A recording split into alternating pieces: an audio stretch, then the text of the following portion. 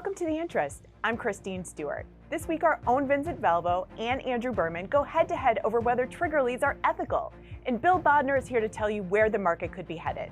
We'll have those coming up, but first, those who work in customer service never know if a customer was actually sent by their competitor to check on their service. It's called secret shopping, and it happens in all sorts of ways at mortgage companies. We had the chance to talk with Brett McCracken from Stratmore Group and Scott Harris from Experience.com all about how they use secret shopping to sleuth on their competitors. One, I think it's always a good experience, a good idea for the employees to secret shop and understand what it's like to be a consumer. Half of companies surveyed by Stratmore Group say they had secret shopped themselves, while more than 70% say they had secret shopped their competitors. There was a higher propensity to look outward to see what competitors were doing versus inward to see what are we doing. Brett McCracken says one of the most valuable lessons learned is the importance of engaging with customers or potential customers on a human level. And we secret shopped about 30 companies. Of those 30, not a single person asked me why I was buying a home. They didn't ask if my lease was up. They didn't ask if I was having a change in my life.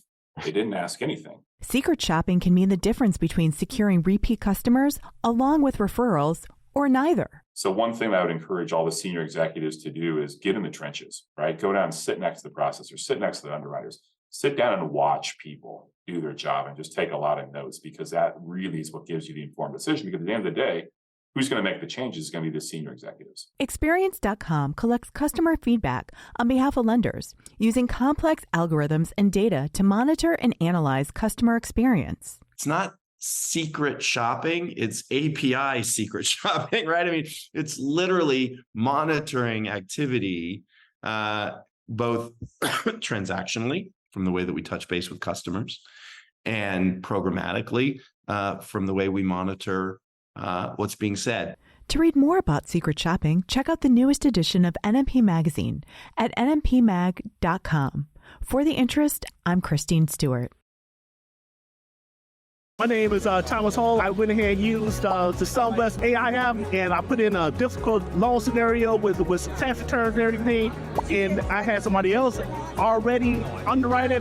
When it came back, it was almost identical within like a few dollars, and it took about 30 minutes instead of a whole day or two for somebody to analyze that. So yeah, that AI is going to be the best thing in the whole industry. So stay tuned.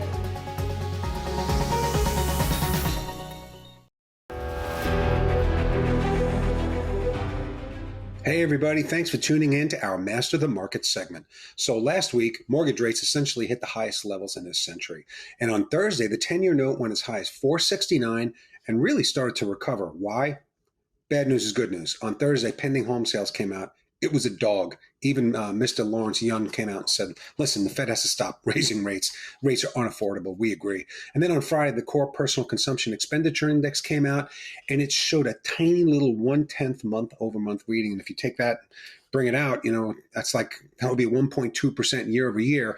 But the Fed's looking to get it to 2, right? So the headline number 3.9 is still way beyond where the Fed wants it, but it is going in the right direction. So with that, rates did recover. This week is going to be fascinating. We have obviously the deal with the government, the threat of a shutdown. Will there be a continuing resolution or some sort of stopgap measure? But then on Friday, the jobs report. Listen, we're watching a few things closely at Mortgage Market Guide. 4.5% in the 10-year note. And then if we can go beneath that, 4.35, which was the ceiling for some time. Have a great week, and we'll be talking to you soon. Bye for now.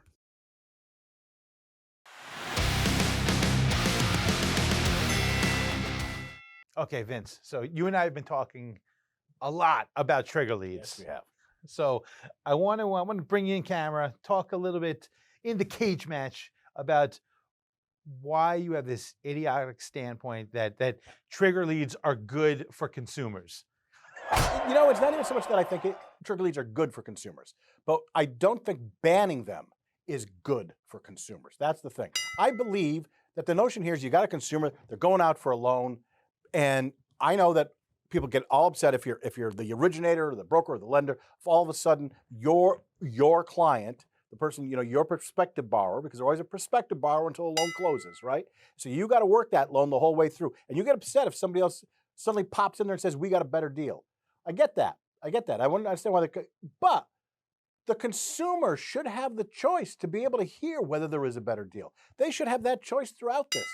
And by banning trigger leads, you ban consumer choice. Oh, whoa, no. Okay, so consumers do not have a choice right now. Consumers right now have their personal information. This is something that needs to be addressed right away. To have actually my personal information, that means my credit information, my income information, all my personal details is being shared with mortgage lenders that I've not given authority to access my information. They might not be in this country. Boy, you know what? I don't know, what decade were you born?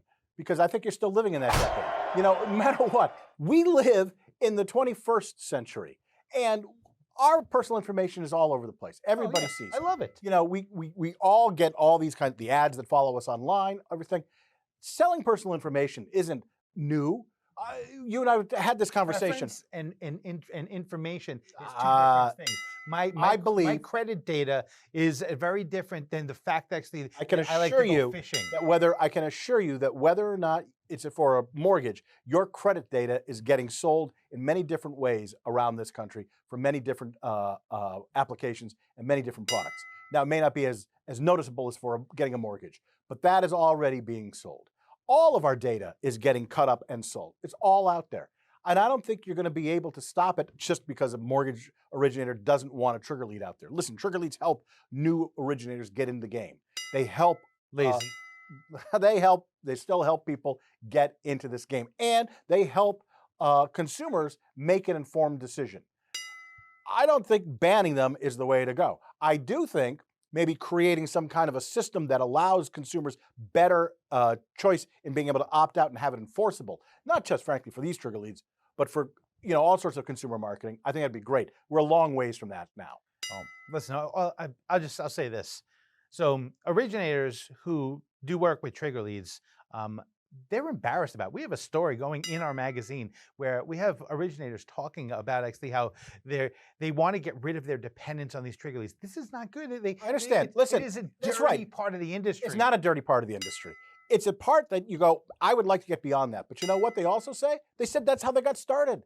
They said that started them off. And we talk to the originators, we watch all the social media, we've seen all this stuff. How many of these folks have always said, I'm using these. Of course I use them. I'd like to find better ways to develop a business, but I've used them. Sometimes well, sometimes not, but I use them. Banning them knocks all those people out of their first step into this industry. I think that's terrible. Okay. I think that's terrible. We don't need more people in this. I tell you what, bye-bye. Bye-bye. Bye-bye. We're out of time. Thank you, Andrew.